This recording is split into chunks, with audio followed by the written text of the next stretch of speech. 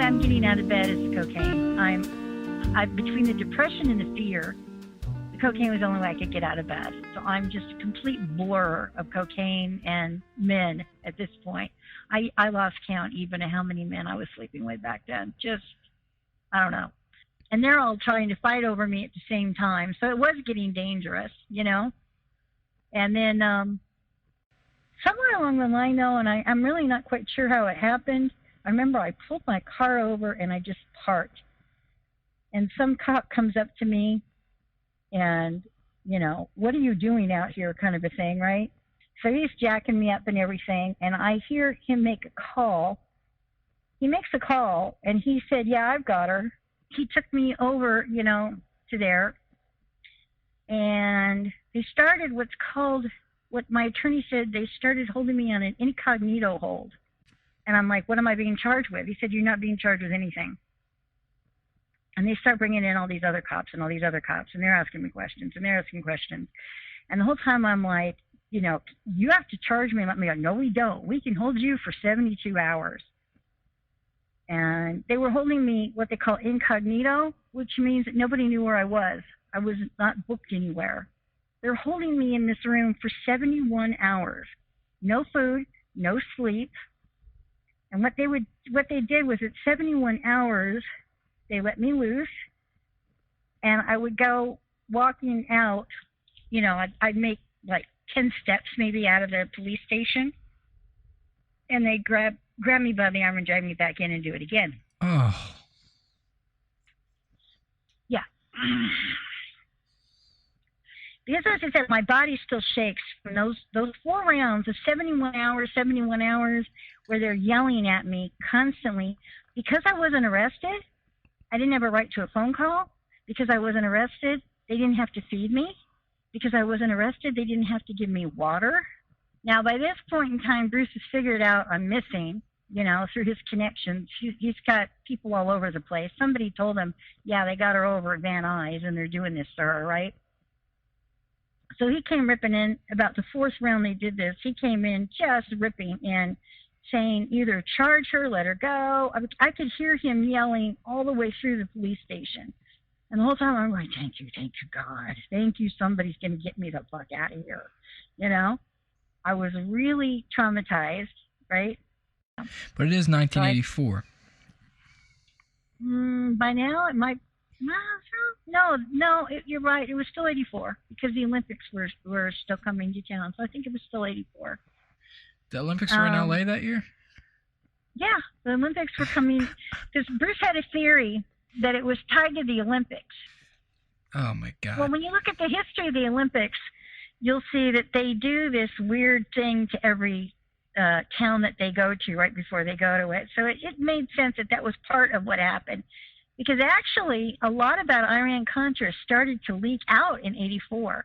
And it was linked to what was going on with the Olympics coming to town. You know? Because they do come in and they try to clean up. So that's why everyone was getting arrested, is they were trying to also keep pressure up on everybody. You know, when it did come time, you know, the D-Day trial date, you know, where I was not guilty of anything. I was not guilty of one motherfucking thing. So when I'm sitting here with Bruce trying to make my plea bargain, I go, and what exactly have I done? Because I said, that warehouse was legal. That warehouse was 100% legal. So you count the phone company, the phone sex thing, legal. The pornography, legal. I said, every single thing I did was legal. So what did I do? You know? And it comes back and he goes, my charge was misrepresentation for purposes of prostitution. There's no law against that. They claimed that I was pimping that girl Crystal. Come on, give me a fucking break. You know? That's what I'm saying. Most of these cases are not what they appear to be in the media. Believe me, they're not what they appear to be. Trust me, I believe that. Do you have any of those news clippings or anything? Is there any? Yeah, it's on the website, hightechmadam.com. I put up a bunch of my arrest clippings. Oh, look at that. That's interesting. Well, go ahead. All the news was, you know, mother and daughter ran brothel next to Van Nuys police station. Yeah. That was the big press. And the reason why they called me high-tech madam was, again, the computers and the cameras, the video cameras and stuff like that. There'd never been any arrest like that up at that point, not in '84. So I was the first one arrested with any technology. So I got called high-tech madam, you know. There was a meeting where Bruce says, I need X amount of dollars from you to fix this. And I said, but that's every cent I have. And he goes, it's that or prison? I said, oh, here you go. That's easy. I gave it to him, and it was every last fucking penny. Oh, it killed me. Oh, God, did it kill me. Yeah. But, yeah, it would have been that or 20 years in prison for my mom and I. Because at that time, I didn't know any other lawyer that could do what he did in existence. I really can't go into detail what he did. It was really illegal. Yeah, that's fine. That's fine. Oh my God! We'll leave it at that. I'm not gonna. He saved our ass. Yeah, he totally. You have to put it this way: he pulled a rabbit out of a hat and saved our ass. My mom and I both. DA pulls me out in the hallway. He said, "We don't want you to go to jail. We don't want you in jail." And he said, "Will you please just agree to talk to us? Just talk to us." Because again, hindsight is so much better. Because through talking to my other madam friends, that's all they wanted. They wanted me to become an informant. You know, they wanted me to do what Jeannie did and Alex did, and from what I've heard, Heidi did. You know what I mean? And I mean, I've heard along the way that all the other madams that they've arrested have gone informant. But Mom was like, see, Mom worked, I guess it's a benefit. I have a mom working with the court system for 13 years. She was that court stenographer for 13 years. Because, I mean, my mom, like, she just locked arms with me. She looked at the DA, and she goes, we don't snitch. And she turned around and drugged me in, you know, sat me down in the courtroom, like, defiantly, like, fuck you. I was like, oh, okay. I mean, I guess that takes care of that, right? Problem solved. We don't snitch. Good for her. You know, I guess it was game on, right? You know? Because, I mean, I'm leaning over here going, are you sure about this? I mean, because we're looking at a lot of time, Mom. You know? Yeah. And she said, Bruce will take care of it, honey. She said, we've got money. Bruce will take care of it. She said, but she said, you never, ever, ever want to work with them. She said, they'll always fuck you in the end. You know? And I'm like, oh, okay. And she's absolutely right. I mean, I've seen what some really big informants, like Barry Seal. I mean, I've seen Barry Seal is a huge informant. He's the reason they got Pablo Escobar and Noriega, for God's sakes. He had pictures of them, even. I mean, he was one of the hugest informants for them that there was. And they completely got that guy assassinated. I mean, no. But they use you until they're done with you, and if you manage to survive it, they find a way to make sure that you don't live to tell. I'm not going to name still living people, but I've seen what they've done to informants. I see what they did to Alex. You know, Alex, her news article when she died said she was an informant till the day she died. Jeannie, I saw what they did to Jeannie Palfrey, the DC man. No, I've seen what they've done. We made the right decision. I may have had some problems, but nothing like I would have had if I'd made the deal with the devil. Yeah, fuck you know? I'm with you. I like it. I feel it's ballsy. I don't know if I would have did it, but it is the right decision. Yeah, we were fortunate. I was very fortunate. I had a very good attorney. Yeah. I never could have gotten out of this with that. That lawyer saved my ass. I'm not kidding you. I watched him turn gray while he was defending me. It was a horrible. He must have aged 20 years, saving my life. He really did save my life. He said to my mom and I made a deal. You guys have to take a plea bargain because they don't want you to get up on the stand. We knew walking in what we had to do, the part we had to play, and Bruce kept telling us what to say. And he goes, all we had to do was stand up and do the whatever they call that, where you have to say, yes, I'm guilty, and then you have to say you're aware of what you did with your crime. Yeah. We had some speech that we had to recite or something, you know, and we were supposed to walk out of the courtroom, okay? LA Times showed up flashing the camera, and Yeah, okay. All of a sudden, Bruce looks at me and he goes, "Oh shit." I mean, we just, when you just look at somebody and you know you're fucked, Yeah. you know. I mean, the cameras, the lights, because they had the flashes then, right? So we had the flashes going off at our sentencing hearing, and I swear to God, I almost shit my drawers because I'm just going, "Oh fuck!" I'm seeing the whole deal go right down the drain. Because the problem is with plea bargains is the judge doesn't have to accept it. The judge, I swear to God, I'm not kidding you. The judge went, like he gave me that "what do you want me to do" shrug. Yeah, there's people with cameras here. Yeah, I can see that. So he gave me 2 weeks. Bruce starts apologizing because remember, I've spent a lot of money on this, right? Yeah. And Bruce is like, and I go, "No, it's okay." I mean, because when I saw the press, I thought 20 years, So 2 weeks, fine. take it. 2 weeks, fine. Yeah, I'm fine. It's okay. It's better than the 2 weeks in Compton. Oh God! I mean, 20 years versus 2 weeks. I told Bruce, "No, 2 weeks, fine. I can deal with that. It's fine." Yeah, where do I sign? Tell me about it. With everything they were charging me with, oh my God! But that was a deal I took not to get 20 years in prison. What the fuck, right? Yeah, take it. Because he warned me very carefully. He said, "They're going to give it to you. They're going to give you the deal. They're going to let you basically walk." He said, "Because they know they're going to get you on probation." And he starts explaining probation violation to me, which is pretty outrageous to me. When they explain it, they get you for a probation violation, and then you do like the suspended sentence. I would have done 10 years if I violated probation. Yeah. So he says to me, he goes, "They're going to try to get you on violation of probation because then they don't have to prove shit." So I couldn't do anything. I didn't know where the setups were, and I knew anything could have been a setup at this point. Bruce is telling me they set me up in a lab. I mean, Bruce is telling me this guy with the shoe store was working for the CIA. I mean, I was petrified to get in a car. That was another thing. He told me, "Don't get in a car." He said, "They'll get you. They'll throw drugs at you." He said, "If you drive," he said, "they will plant drugs on you." So he's like, "Go stay with your grandmother," because I did go stay with Grandma after I got out and I was on probation. I tried to be a good girl, kind of adjusting, but then I got antsy. Yeah. And had to get out. I'll go to the supermarket and it's right across the street. How bad can that be? Right? How bad can that be? It's just across the street.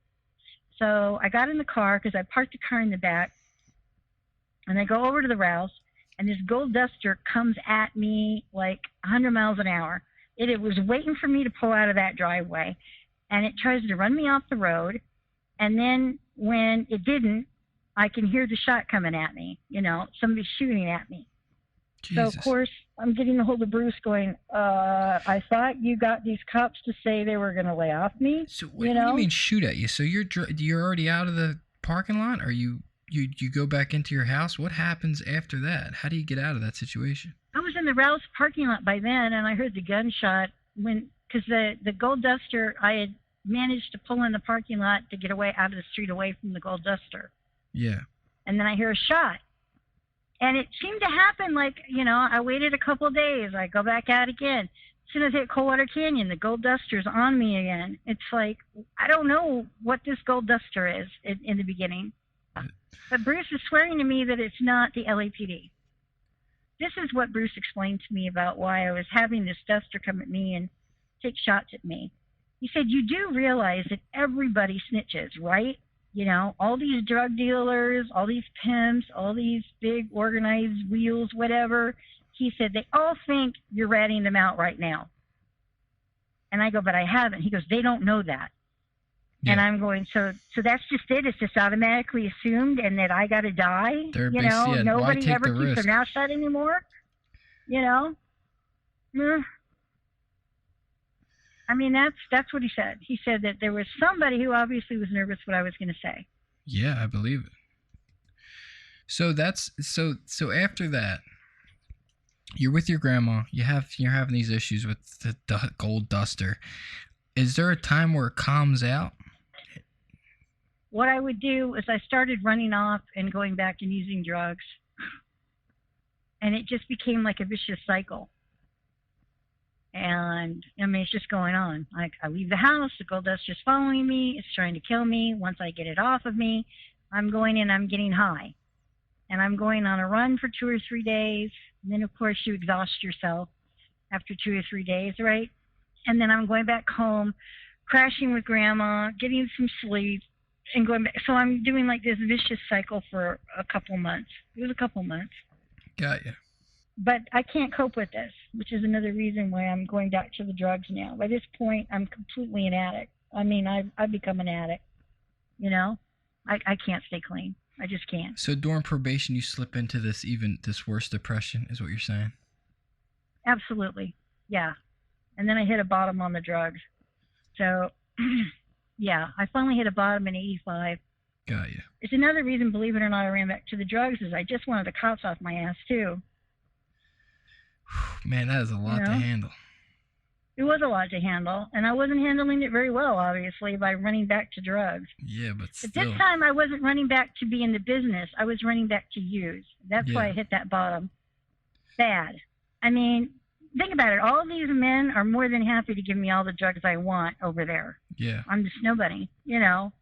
So I'd go over there. They'd give me all the drugs I'd want. I'd, base my brains out. And then, I mean, when I hit bottom, it was pretty bad. They said, the doctor that they took me to when I hit bottom said that I had smoked so much cocaine that I had brain toxicity. My teeth were falling out because they were loose. I'd lost so much weight that my teeth were falling out, and my hair was falling out, and my brain tissue was actually numb because cocaine is an anesthetic. Yeah, I would stop breathing. They said that I would stop breathing because parts of my brain were anesthetized from all the cocaine I was using. I was using just massive amounts. At the time, I was using $2,000 a day of cocaine. That's just too much. Oh my God. Yeah. Well, I was trying, you know how like some people drink to forget? That's what I was trying to do. Well, I was really just trying to wipe it all out, you know? I'm saying to myself, where do I go from here? I had no idea, because how am I also supposed to go straight? Imagine, if you will, if you have a job, how are you supposed to do a job when you have just been blasted all over the news as a madam, okay? So nobody wants to talk to you. Nobody wants to come near you.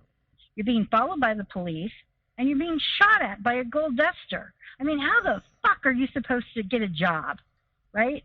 Yeah. What job? Who's going to give you a job? Bruce says you got to go to school. And because part of my probation was I had to go to school. But I enrolled in, because I figured I was going to learn computers. That was the new way. Everybody was telling me the new crime was computers. Yeah. So I figured I'd take computer school and learn how to do that shit, right? Oh, anyway. They weren't wrong. No, the DA called me a career criminal, and back then I was a career criminal. I was going to go take computer school and learn how to do computer crime. That's the way I was thinking at that time. And then I sit down and I have coffee because I got to go to this stupid motherfucking class for probation or go to jail. And I'm just mad, right?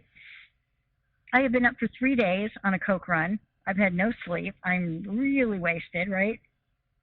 And to me, it was a beautiful moment because there was this man, and he started telling a story about how we're all sitting around the campfire,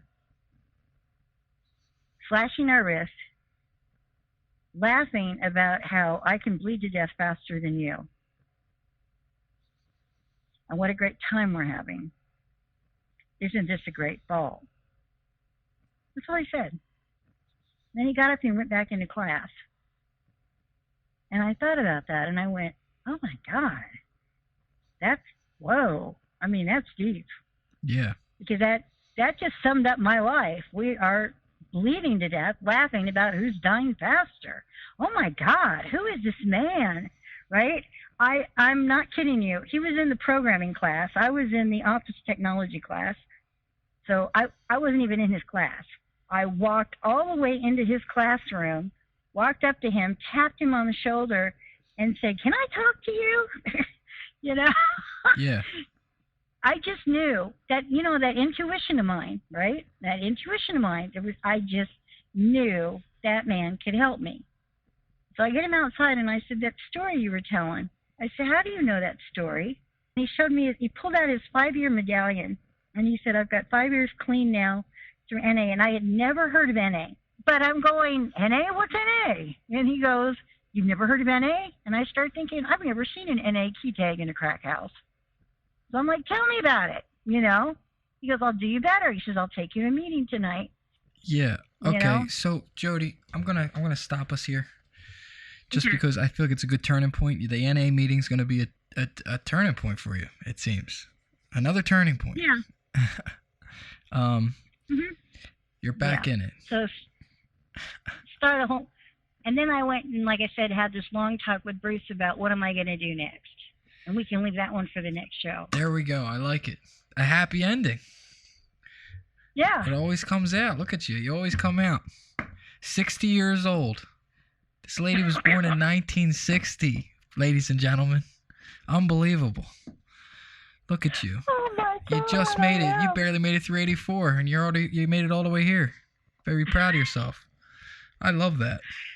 I don't know what movie it was. There was some movie about when they keep trying to kill you, the best revenge is to just keep living, right? There you go. I like that too. Just keep living. Just that statement alone. Just keep living. You can do it. I got to tell you a crack you're going to appreciate, but there's kind of an old rule that a woman's story doesn't get heard until a white man comes along and tells it. Because the stories that have been told to date have all been the drug dealer male stories. That's all you hear. Rick Freeway Ross, Blow. You hear Cocaine Cowboys. All you're hearing about Pablo Escobar, you're hearing the man's story from the men. You're not hearing the woman's story side of this. I have not heard it told yet. Well, you're telling it now because we got about fucking almost 12 hours. We're going on. It's going to be a full story. I want to say we're almost at a halfway point. I want to say, I feel like the arrest is like a pinnacle point of the whole story. If I look at this whole thing as zoomed out, Mm-hmm. And it took a while to get here, but it's nice knowing we're at the halfway point, and it's just crazy. But I will let you go. Well, thank you for being my white guy. Yeah, I don't mind. I try my best. Okay. All right, I'll talk to you soon. I will talk to you later, Jody. You have a good one. You too. Happy birthday. All right, thank you. Later. All right, good night. I smart, do I feel?